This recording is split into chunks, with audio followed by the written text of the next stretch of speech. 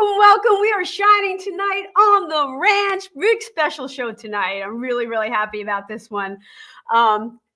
So on the ranch, we are on a quest for the best indie music around the globe. And sometimes I don't have to go far away, and sometimes I go to Canada, sometimes I go to Europe for all types of good music.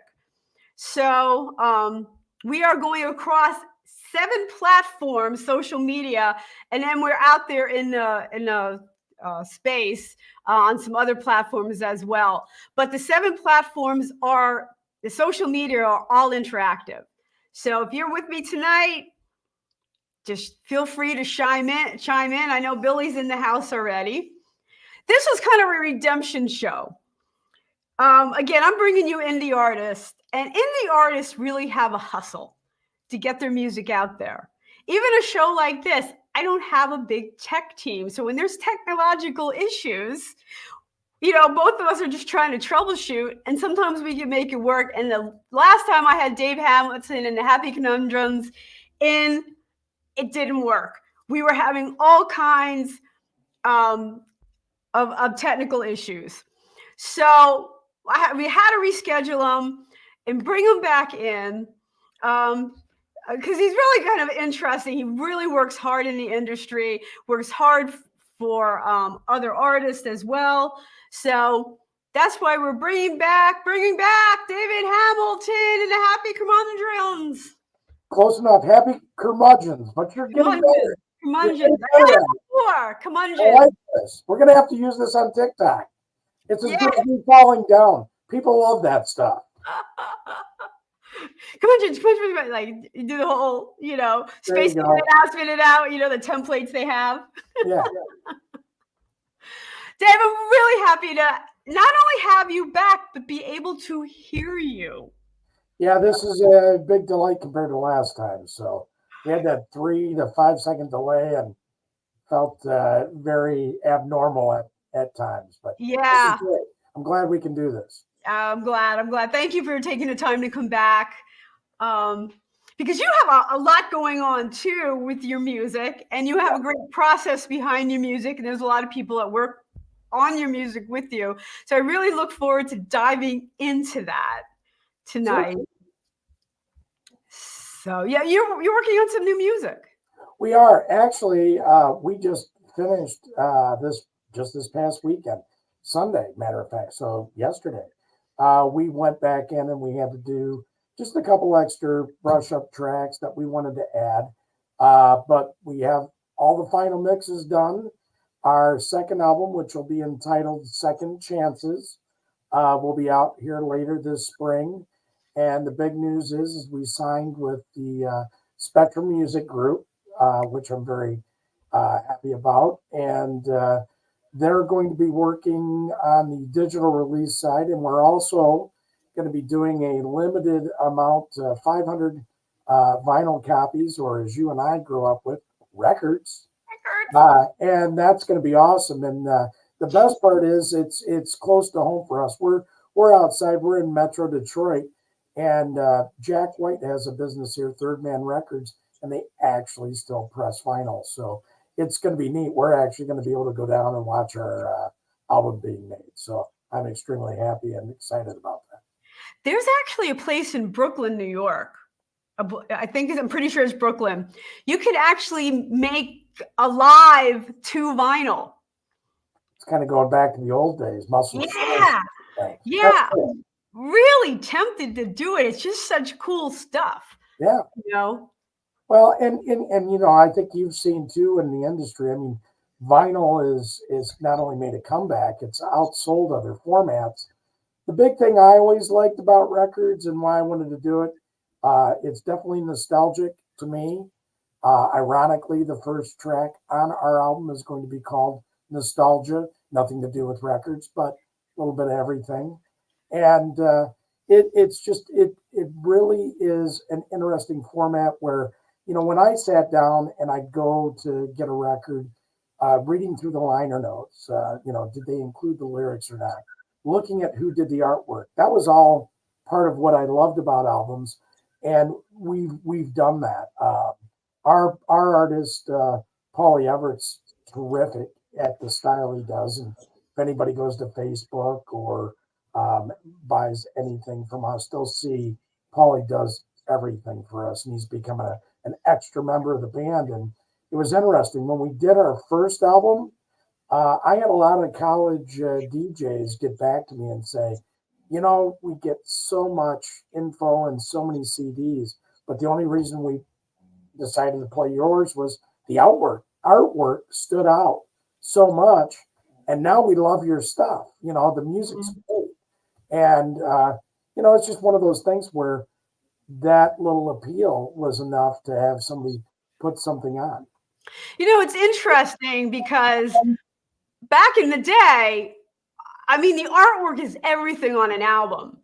And you would buy an album just because of the cool artwork, Kansas, Boston, and all of them. And, now that you have digital and you've gone to these little thumbnails, usually it's a picture or something mundane because you can't really see anything too intricate anymore.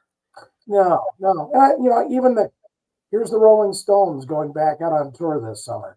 And with their new album, they created a cover that's like a 3D cover. It's interesting. And I thought, here's a band that definitely laid down a cool blueprint if they can do it this long. But again, they brought back artwork in with very solid songwriting. When I listened to it, I was surprised at how good it was from start to finish. And they kind of did what we did. They brought in some heavy hitters. I wish I would have had some of the names they had. But, Paul McCartney, Stevie Wonder, Lady Gaga, that helps. But you blend everything with the artwork they did, and they've created something that's extremely solid. And that's what we wanted to do with Second Chances. We've got some big-time artists on this album that played with us, and legendary, including one that was the closing act at Woodstock. So we're extremely proud about that. And he's a great friend. Yeah. I mean, all's fair in indie music, use what resources you can. Definitely. Okay. And as an indie artist, it's a full court press because you're up against deep pockets. Wow. It's extremely hard, I think, and I can see why it's discouraging and why bands eventually end up quitting. You've got to have some type of monetary background. I mean, it's not just the instruments itself, but I don't think the average person realizes not only the time we put in, and you've probably come across them too. I mean, there's naturally gifted musicians. Mm-hmm. Our vocalist, Amy Dixon Lavery, is an amazing vocalist, and she's naturally gifted. It's good to be the vocalist because all she's buying is a microphone, but when you're the guitar player and you're into that and amps and effects, that all adds up. And then as an indie artist, then your next step is, what type of PA are we going to use when we go out to play for people? And then you get to studio time. So it's a huge investment for artists to try and get heard, and being on a platform like this, like you mentioned, it's extremely important. And I want to be encouraging for people out there. Don't give up on your dreams. If this is what you want to do, I minored in music back in college, and I'm doing this way later. But it still means just as much to me. And music, as I've said in one of the other articles I was quoted on, music's my own kind of personal Prozac. And I think a lot of other people feel that way. And Neil Young told me when I met him, he's like, Dave, always play your show. I don't care if it's one person or 1,000 people. Play that show with all the dedication that you would, because you don't know how one person can change your life. But if you really love music, it'll mean that much to you. And it does. It's, what we play isn't necessarily what I listen to all the time, but I try and take everything and use it as an influence for what we do. But it's extremely hard to get out here in this market and try and make back any monetary gains and still maintain some type of popularity other than locally, of course. It's not enough to have a good song. There No, are what, 75,000 songs a day uploaded to Spotify. It's exactly. one platform. You know, it's not enough just to have a good song. You use, the talent that you have, and you really have to be clever with your marketing and targeted with your marketing. Well, and you kind of touched on it too. And the other thing that most people don't understand is, they'll see a song on Spotify and see so many streams, 1,000. It takes 5,000 even register on there. And, you can get up to 50,000, but you have to have people at least 3 full listens before you even get cents back. And we're talking 1, 2, or 3 cents. So if somebody cuts your track off before the very end, you have to have somebody else listen to it to complete that monetization. Yeah, So a listen is 30 seconds. yeah, it's hard. You have to do, and it doesn't sound like a whole lot, but people will turn off in the first 7 seconds. They'll decide if they like a song, if they're going to listen. Well, and that's what, I'll be honest. I don't know that much about TikTok. I have other people that take care of it for us. But yeah, everything is geared towards not much more than 15 seconds. And that's the bad thing about Spotify. And I think you and I know this too. I've sent our music out to people, and unfortunately, a lot of critics only give you 15 to 30 seconds. They don't listen to a whole track.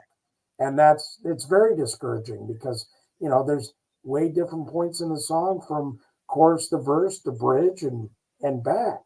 So for the time we put in and trying to be creative like that, it's difficult when somebody is very passe and they're like, here we go, we're only going to give you this much time, and you didn't impress us in this length. So Right. it's difficult. Yeah. And it forces you to focus on that first, short introductions nowadays. None of the days of these long, rambling intros are gone, and you get to the verse and you get to the chorus as quickly as possible. Yeah. I've learned I don't ramble as much. I'll do it more live, but most of my stuff I do have a little intro, and I think we have a track that we'll play here tonight, and I'll make reference to that. But I like to have something like a signature kickoff. But like you said, I mean, nobody's going to have anything that's elaborate anymore. A lot of people won't. And kudos to the ones that do and can pull it off. Mm-hmm. I appreciate that. Right. It's usually probably the established artists. There are some that, like you said, could pull it off. But if you listen to some of the pop music, I mean, the lyric bridges, quick intros, And then once you get to the hook right away, Yeah. And they're fighting for hooks in verses. They're trying to be very creative with how they're phrasing. Exactly. So, and that's the beauty of your program. And what I really, truly appreciate is I hope that, it's not, not just the music lovers that are here. I appreciate you guys tremendously that are watching this, but also the other musicians that are trying to see like, hey, what are these guys doing? What's giving them a little bit of an up? And I mean, but it took us 8 years to get signed by a label we felt comfortable with. We had other offers, but that's the other thing too for a lot of younger artists. They'll take an offer where they're giving up a bigger percentage to the label than they're keeping. And it's not a 50-50 split. Mm-hmm. A lot of people don't realize that. So that's difficult within itself. And then you still have to work it all the time, as you know. I do. So, which song is it that we're going to play with the intro? We'll start with that one. Well, the intro song, the one that actually it's going to be the title track for our next album is Second Chances. So I didn't know if you had that one queued up first or not. I can. If you can't, we can switch to one of the other ones because I've got a little intro on the other ones I think we picked out for tonight too. Whatever's easiest for you, you let me know what you want to play first. Also, share audio is on, and yeah, we can do this. All right. Yeah, this is Second Chances. Myself and Jeff Warner did the music, and Amy Dixon Lavery wrote the lyrics.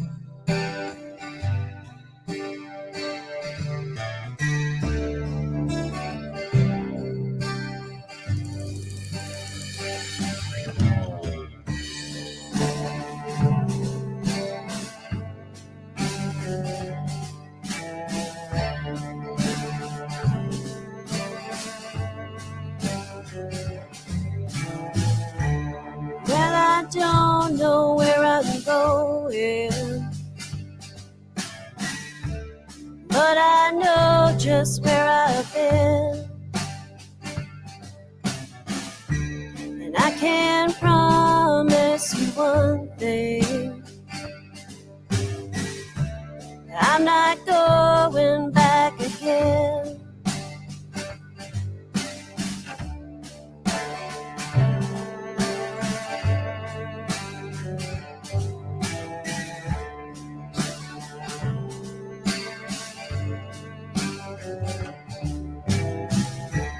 Driving down this lonely highway, listen to the radio. Lord, I know I've got to change my direction. No particular place to go. I believe in second chances. I've got faith in me and you. Looking forward to tomorrow. Time can heal all wounds.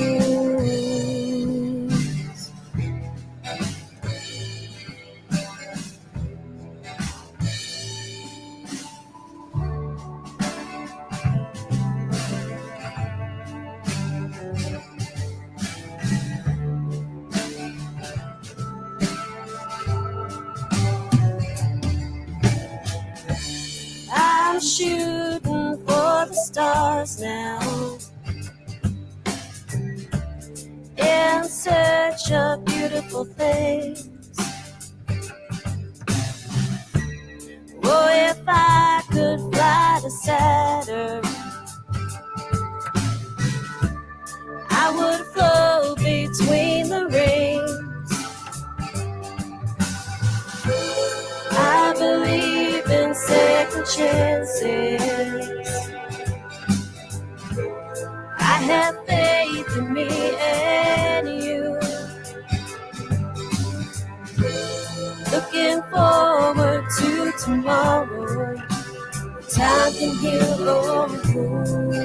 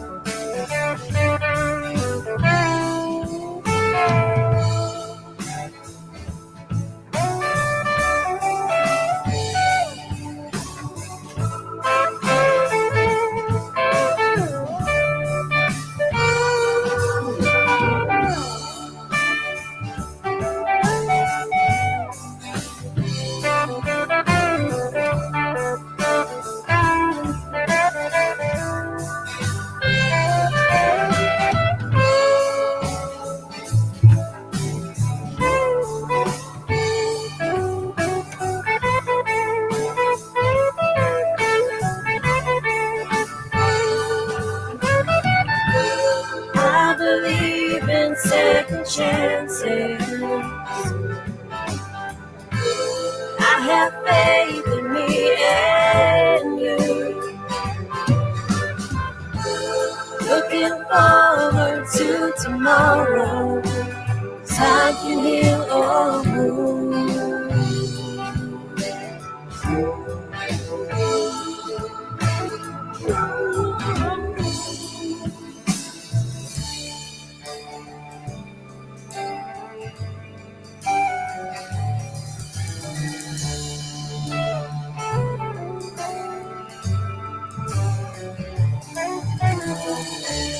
Well, I don't know where I'm going,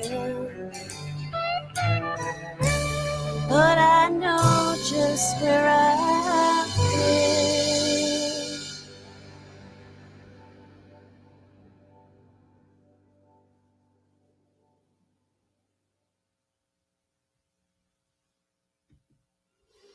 And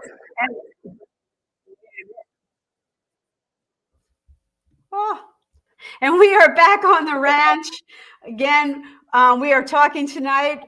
We were bringing back Dave Hamilton and Happy Curmudgeons.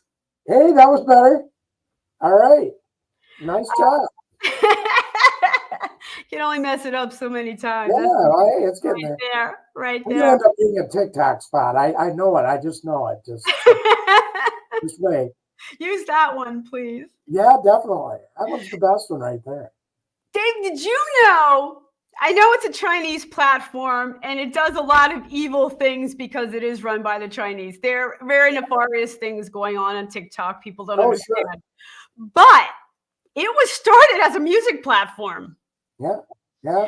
And what it does better than any other platform is get music to people that they think would like it through algorithms. I got to be honest with you, Randy. I have no concept. I don't get on. I have my stepson and my computer guy do all that stuff. And right.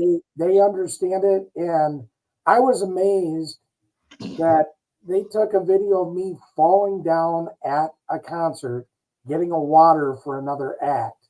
And next thing you know, it went from like 1,000 views, 5,000, 15. Now it's at like 80,000 views. It's just mesmerizing how quickly that's accumulated. But the other thing is we've got over 30,000 followers on there. And I'm going to be honest with you. I don't get the platform. And I mean, it's just everything's so short. That's what it is. Not my generation, but they've gone to a minute video.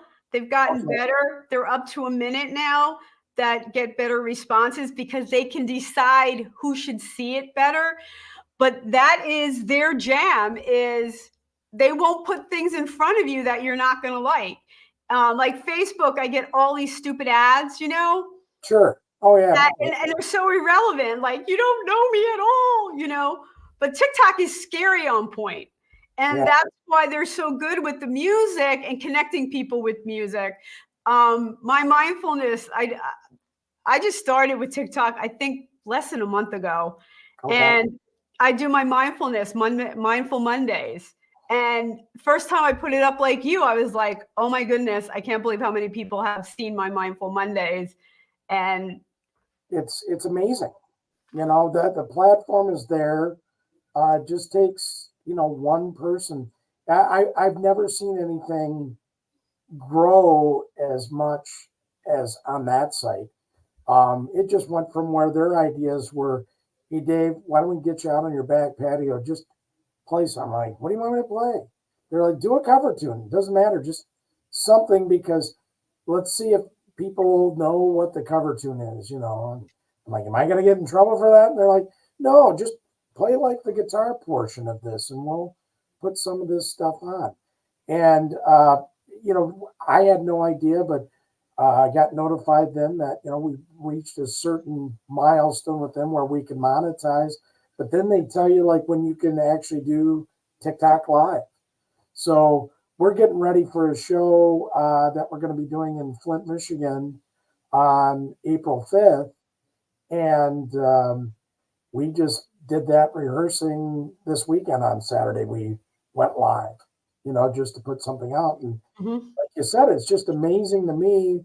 All of a sudden, you might have a few, and then next thing you know, there's a couple hundred people watching you. Yeah. or 1,000. And it's Yeah. like, wow, holy. It jumping. might go, if it goes away, I will understand why, because the Chinese government is so manipulative in what the undercurrent of things are. I understand that. Well, I understand they have the whole sale thing, and I've read a little bit about what's going on, with the House and Senate. And I get everything on that, but I'll be perfectly honest with you. It's not my kind of platform, Yeah, I don't like watching people fall down, and I don't think it's funny, type of thing. But the music aspect of it is pretty cool. I don't like the fact that the Chinese have all my data and credit card information. The Chinese have it.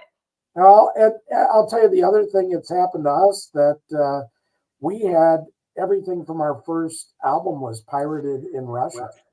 I make no money. They've got exact, pristine wave copies of stuff. And I was even able to buy a bootleg CD that I got in, so because I wanted to see what it looked like, and it was our stuff. So that's the the side of everything. I remember back when Napster was an issue. If you remember that. Yeah. It's just so hard. That's the other thing too for artists. It's hard to have a medium that you can sell that. You got to really find those hardcore fans, and we appreciate them so much. The people that do come out and buy a shirt, the people that will come out and see a live. It means so much to us for that, and to just keep going. It's that kind of thing. But Yeah. like you said, you're trying to get out on a platform just to be seen. Yeah. And, I always try to steer fans to an artist page, because you'll keep most of the money then, rather than buying through a platform. And then either way, there's transaction fees and all kinds of fees along the way, Definitely. And even for us, it's for the people that don't know, for the agencies that do collect for us for things like this on YouTube or Spotify or iTunes, Apple Music. That person that's collecting for us, they get a service charge for that before we get our money from them. Right. So, it's constantly, we're kind of chasing everything at all times everywhere, unfortunately. I even have gotten to the point where I'm back to carrying more cash, because when I'm at a restaurant, I like to tip in cash, because the waitresses will lose all those service fees. I love it too, but do you notice though, how many big time shows do you go to? I went and saw one of my favorite songwriters and artists just last week, Marshall Crenshaw, happened to be nearby, and I went to see him. You couldn't buy anything with cash at the venue, nothing. Yeah. And I'm noticing the 50 and older crowd are still, got cash. And the one guy goes, I don't carry anything around, but obviously we have to change that format. But like you said, locally, I always try and use cash for that. And what my friends that do have local businesses have done is they do a discount for the people that are using cash. So that kind of helps them out then too. But like you said, the biggest thing is on the service industry. Those bartenders and waitresses and waiters that are helping us out helps them out tremendously. Plus, they got money in their pocket by the end of the night. Right. So, a lot of people with their hands out, as we talked about before. But before we get to that, I want to talk about your music. Sure. Let's do that. Let's talk more about your writing process and how these songs came to be, because we had a beautiful vocal on Second Chances, by the way. I really was digging that track. So sweet, so nicely laid out and structured. And the layers of it was just phenomenal. I really loved it. That actually was an abnormal tune for me, because I had some of the verses down musically, and that's Amy Dixon Lavery singing the lead vocal on that. I'm lucky enough; she's also my fiance, so she's just an amazing voice, and as our producer, Mark Byerly, will tell you, I mean, tremendously gifted. She's one of those people that can go in and it's a first take, you know. She's gifted octavely and everything I'm not vocally. But it was one of those things where I sat down with the other gentleman that's played with us, Jeff Warner. He's an extremely gifted musician and multi-versed and multi-instrumental. And, you know, we had an idea of how we wanted to step this, but Mark Byerly is actually our producer. For the people that don't know Mark, Mark's a tremendous musician. He plays trumpet, not only recently, and he has for quite a while, as he played with Bob Seger, he's also played with Justin Timberlake. And just an extremely gifted musician to where, you know, you can play a triad and he can tell you what notes they are. He's one of those guys. And he's really, compared to where we've grown from the first album to now, it's been amazing what he's done for our sound. And he's been able to articulate what I've had in my head. And, you know, I've said, like, you know, I've seen this or imagined this. But like on Second Chances, that was his idea with the string section. You know, it was such a laid back song. And he just said, I think this would be a nice accompaniment with the arrangement to kind of move it in. And again, like you said, for an indie group and names to drop, he got Jim Moose Brown, who you hear on Hammond organ there. And Jim also plays with Bob Seger. And just the slow introduction with the Hammond towards the middle of the piece, it's like, you know, you build to this little bit of a climax until you get to that crescendo to where we get to the guitar solo and wrap everything up at the end. But the background vocals are amazing on that track. But that's the big thing. And I know our label wants more, and I hear enough from fans on email. They want Amy to write and be the lead vocal on more tunes. So we're hoping to make that request come true, especially for the next album. Well, let's talk about Third Coast. Third Coast, that actually is one from Meant to Be, our first album. So that came out in 2017. That one was, I already had it started, and I was just missing a verse, and I was really working on what would work for the chorus and the hook on the song. And Jeff Warner and I sat down, and we just sat in my living room and then went out on the back porch and had a couple of beers, and finally it just came to fruition. But it was, again, it's a song about, especially for us living in the North, missing summertime so much. And I just remembered driving back through Southern Ohio and getting into Kentucky and seeing the farms and just missing that when the weather was just starting to get nice and you could roll the windows down and just put on one of your favorite songs and you were driving home. It's just that feeling. And that's what Third Coast was to me. It's for anybody. It's not just a place. It's can be metaphorical for that trip home for you, where you just get that feeling. It's kind of like Paul Simon's Homeward Bound, where, you know, you're just, hey, you know, I get home and everything just seems right. There's just stuff I've missed here while I've been gone. And that's what Third Coast is about. All right, let's give it a listen.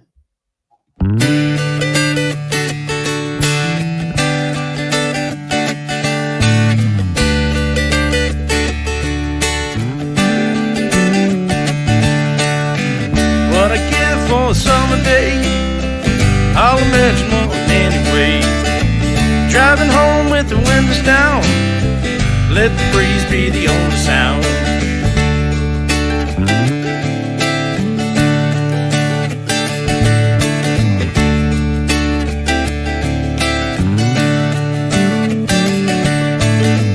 Over hills and to the lake, heading there, make no mistake, to the place I call my home, no matter where I roam. Third Coast is calling,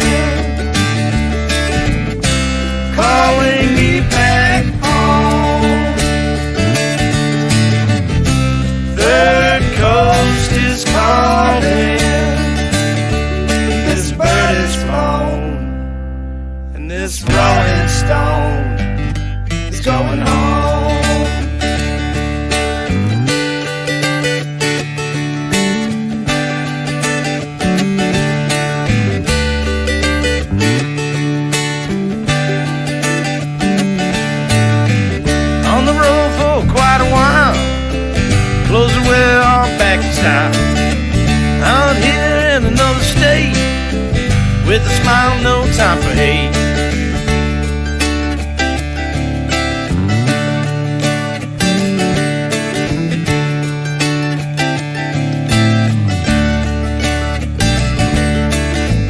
Irvin County is where I be, Tennessee just a memory. Wish I could drink from your whiskey jar. I got a dad, my local bar. Third Coast is calling, calling me back home.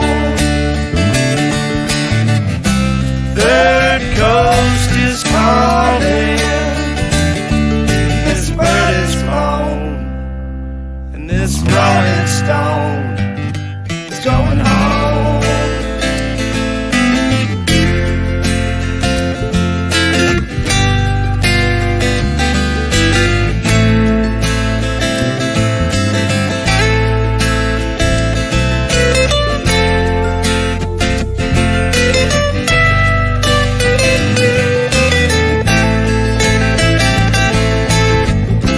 Third Coast is calling, calling me back home. Third Coast is calling, calling me back home. Calling me back home. Third Coast is calling, calling me back home.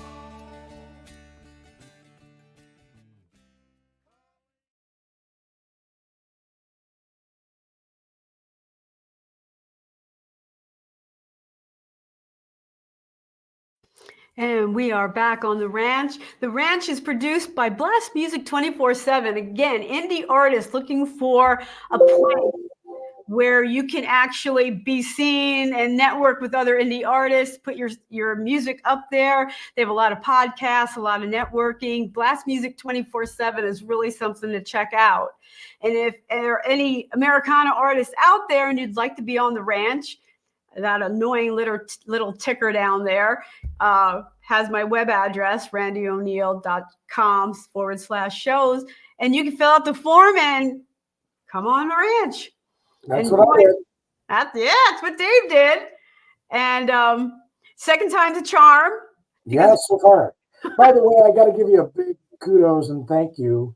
Not only did this show do well with all the technical difficulties, and I was really amazed from comments and to our website and well, our email about seeing it. But Third Coast, the song that you just played, even though it's an older song for us and off the first album, after I was on here, it's been streamed, just that video, over 6,000 times. We're now over, that video itself has done over 150,000 streams. That is amazing. I'm taking full credit for it Hey, too. you can. You got us over 150.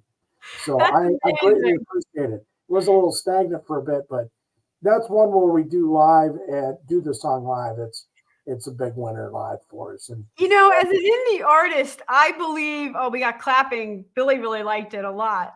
well, thank you. I believe what's called evergreen marketing. I might have played the song a billion times, but when you have a new fan, everything's new. You Well, know? and I think you know the same way when you go somewhere new to play and the audience hasn't heard the material live and you get that response. And what's even bigger is if you find somebody it's in the audience and they start singing along, it's just what an incredible feeling it is for you. But it renews your love for that song. And sometimes you get a little stagnant and you think, have I done this too much? The one thing that we've done, and I've kind of evolved this from a kind of a Grateful Dead side of doing live shows, we've changed even Third Coast how we do it and have extended it vocally at the end. And Amy really makes more of a play. And we have a tremendous keyboardist right now with us playing with it. He's only 18, and his name is Dawson Rogers. And he's added a lot to the live experience for us. And one of those all around guys who can not only sing, but play guitar and piano. And it just helps to round out the sound tremendously. I need me one of those. Yeah, and a young guy too. So he can kind of keep up when I can't. So it's nice. Need a young buck. Yeah. I have a trio right now, and I'm trying to, get them settled in, because right now I have a solid rhythm section. You can have a lot of fun just with a rhythm section. I think my next piece is going to be keyboards. So. Well, there you go. One of the best little comments I got after a show is, you guys need to change your name to the Curmudgeon and the Young People. I was like, okay, thank you. Appreciate that. Another curmudgeon at Max so much. All right. Billy says sometimes everything old becomes new again. That's a great point, actually. And Billy is correct, because, like I said in the song, the clothes I wear are back in style. Even having this on at just a local restaurant, the girls were like, "That's a cool shirt, Mister." So, as I'm kind of known for in the band, I'm the one that has the wardrobe changes. So I like my shirts, but everything's pretty much vintage though too. So. Okay, we have one more song coming up in a couple of Yeah, one of my favorites. It's going to be on the new album. This will be on Second Chances as well. This one is "I Know How You Feel," and Jeff Warner is the person that needs all the credit on this. He wrote all the lyrics, and this is really heartfelt. And for the listeners, I think they're going to identify with it. It's definitely more of a sad song, and I had a hard time recording it in the studio because I knew where it was coming from, and it deals with the breakup of a relationship, which a lot of us can relate to, but this is one for Jeff that had gone for more than a couple of decades. And, you get to that point where, unfortunately things are not working, and being more, I'd say involved, not intimately, but just knowing the situation made it difficult to play on. And, but that heartfelt tension in this song really comes across. And I think as an artist, I don't want to speak for Jeff, but I think as well. And I think that's why, I love the blues. When you can let that song come out, it's like a form of therapy, and it can really heal you in some ways. So even though it's difficult to play, I know a lot of people that have related to it. It's one of those songs I can't listen to all the time. But I got to be in the mood for it. But when I hear it, it's an incredible song. right. Very Right. and very well done by Jeff too. And he's also the vocalist on the track. And Dave, that's what I love about you. You always give credit where credit's due with the people you work with. And they should get it. That's the whole thing with the Happy Curmudgeons. It's not the Dave. Everybody's like, well, Dave Hamilton is the Happy Curmudgeons. That's not the case. It's who I'm with and who I'm playing with that night. We kind of evolve into what that version of the Happy Curmudgeons are that night. But that's the best part, is allowing people to get on this platform where they can be seen, but also utilize their talent.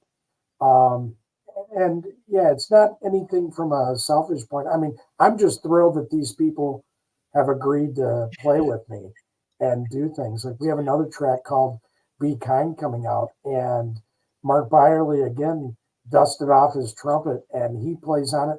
And we have a tremendous sax player that Grateful Dead fans will know, Dave McMurray, who's also from Detroit. He's not only played with Bob Weir, but he was in the original Was Not Was, and Don Was is forming a new group right now that's going to be going back out, and Dave's part of that. So I was ecstatic when he agreed to do the song. And I think once everybody hears these tracks, we've got Billy Cox from the Band of Gypsies. Jimi Hendrix is an original bass player, and one of his best friends. He's on this album. Bobby Balderrama. I almost did a Happy Curmudgeons thing. Bobby Balderrama. It's a lot to get out. He said he's a great friend. So sorry, Bobby. But from Question Mark and the Mysterians, he's on Rustic Glory. And it just goes to show, he's not just three chords. This guy's an amazing guitarist that's winning awards in the jazz section as well. So we've got some incredible musicians on this stuff, but this song is one that I'm extremely proud of that I was able to play on, and Jeff Warner hit a home run with this one. All right, let's give it a listen.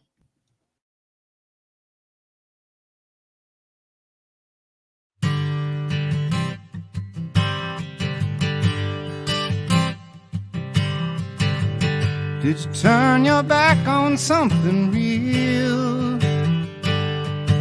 And the hole in your heart will never heal. Brother, I know how you feel. Did the world you know just cease to be? And the one that you love set herself free.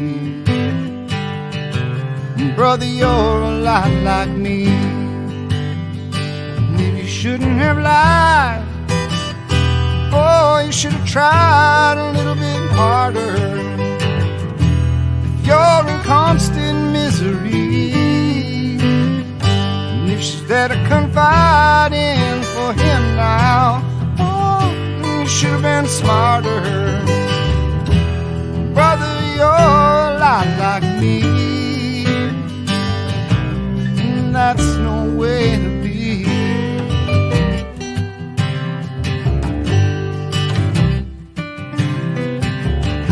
Her way to heal is to hurt you too.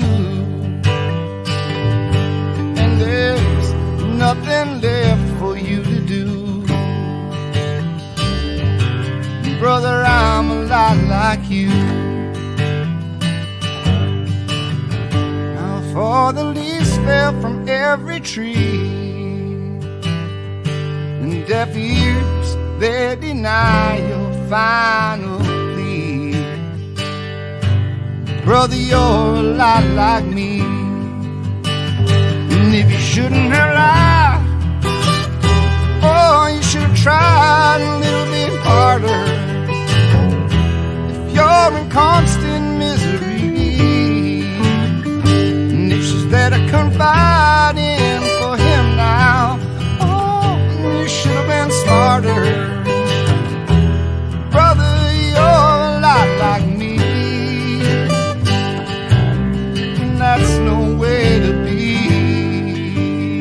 So rip me limb from limb, oh, let the wolves devour my body. Let the devil take my wretched soul. Get me out of your mind and just go on with your party. Forget all them years we stole and just go on being cold.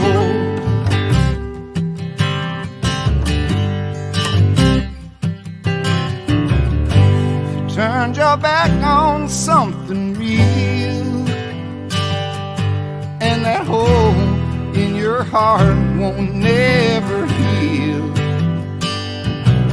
Brother, I know how you feel.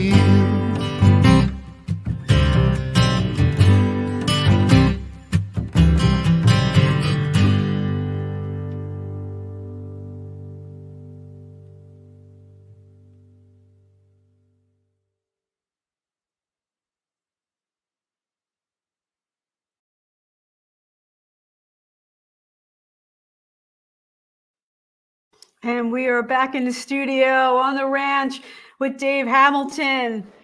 And we definitely have redemption from the first time around for sure. Definitely. Yeah. But thank you everyone who's watching tonight. We are on Blast Music 24/7. Really cool platform for indie artists of all genres, which they're really cool at. They really are supportive for indie artists. You can put your music up, share music, there's a lot of podcasts and things. Again, it's a really one-stop for indie artists. So if you're looking for a home base, you do no better than Blast Music. So Dave, what is up next? Where can we see you? Well, that's just it. I do want to give a shout out real quick, and I'll tell people what's going on. I do want to thank our rhythm section. We have two guys that are studio guys in Detroit here, Takashi Ayo, who's on bass, and Todd Glass, who's a wonderful drummer.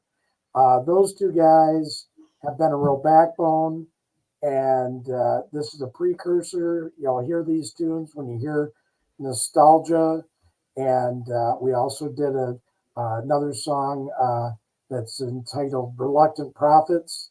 You're going to hear Vaughn Mortimer on that song, who's Jeff's cohort in the outfit. Just an amazing musician. And I want to thank those guys. I want to thank Mark Byerly for being our producer and giving us the sound. And I also want to thank Bill Skibby at Third Man Records for mastering these songs and doing what he's done for us. So other than that, and Dave, you sound like you're accepting an Emmy. No, well, I want to make sure those people get their gratitude that's due to them. And like you said, I mean, I'm thrilled to be doing this, but I wouldn't be doing this without the help that I have, and I know that. And you definitely have an amazing team around you. You really do. And that's survival in the indie business. And it's indie artists, it's people in the background, you have people helping you with social media. You have a fabulous team behind you. It's definitely helped. And I mean, and the other side is just the encouragement, because it's very easy to get down in this industry. And I mean, we've won in the past 4 years, we've won 4 Americana awards, 2 for best song, where we came in first place, and we came in second on the same awards twice. It's important for recognition, but the main thing is that we're getting through to the audiences. But the other thing is by us qualifying to be in those like top 5 songs, people are getting to hear us. Even if we wouldn't have won, these stations are putting them on podcasts and letting everybody hear the tracks. But by coming in first or second, we're getting play on other platforms where that wouldn't have happened. Right. And we're very happy to announce that if you happen to be in Irving, Kentucky, we're going to be at Holla Holla. And that is a great venue if you haven't heard of it. Very small town, small venue, place that we love as far as the kind of venues that we love playing. So we're going to get a chance to get back down to Kentucky, which I'm thrilled about. And we booked that. We're looking at doing another 1 or 2 shows down there in August.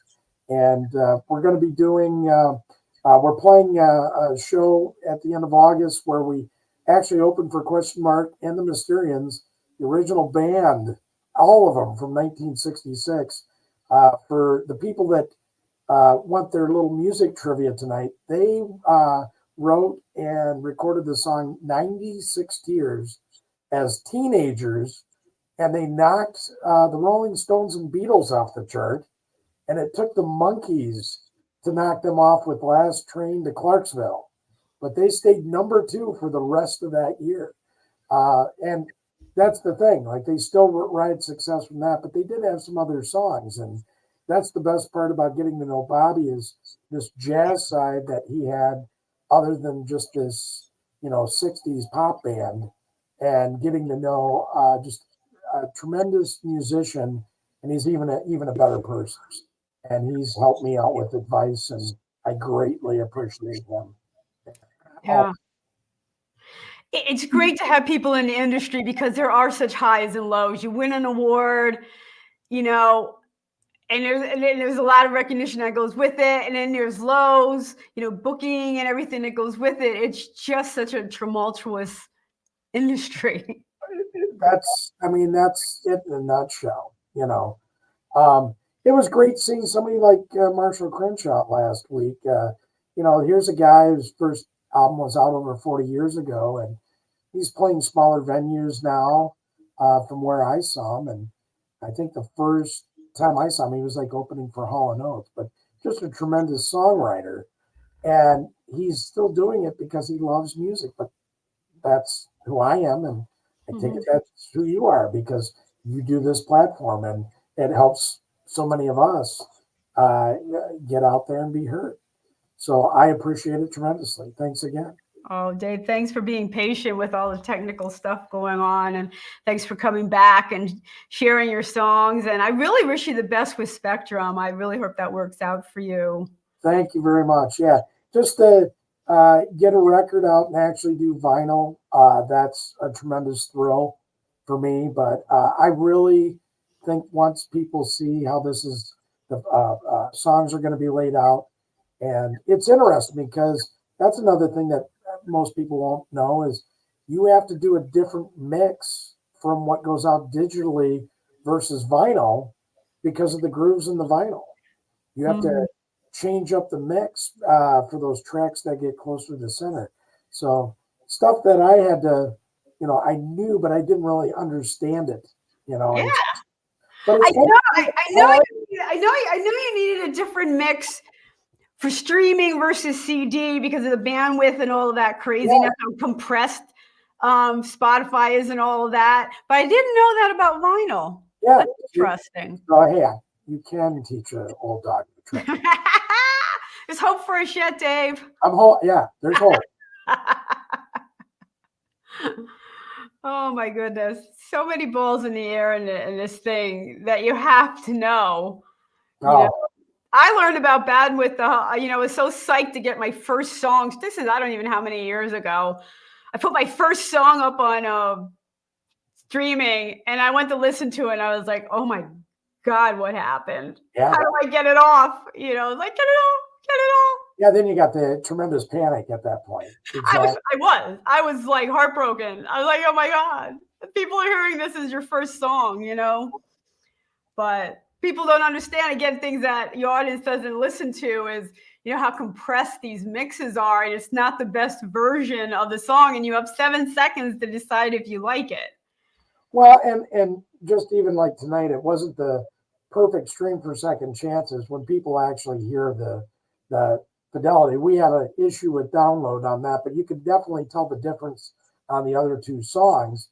And it brings up the example of what you said, some people might be hearing that the first time and be like, oh, well, that's a little off, but that's not what it sounds like when you hear it in high fidelity. Yeah. So, but, we go through that, and it's kind of the same thing that you can relate to playing live. You'll come through a mistake, but you got to come out on the other end. You got to make it work. You know what? When you play live, you have all your practice gear set up. We only have a couple seconds. You have your practice gear set up, and it sounds perfect. But when you go play, you have a back line, and you're at the mercy of a sound guy. And you never know what's going to happen. It's a crapshoot, man. Especially when you have a special guest come in. Somebody's like, oh, I'll sit in. You're like, oh, great. And then they get up and you're like, I'll do harmonies with the monitor. I know. Dave, it's been a pleasure. Hang out for a second, everyone. Thank you for for listening tonight, and welcome Dave back to the ranch. And we'll definitely see you around. We're back here again next Monday. We'll see you soon. Thanks a lot, folks. Check out the Happy Curmudgeons at happycurmudgeonsband.com. Take care.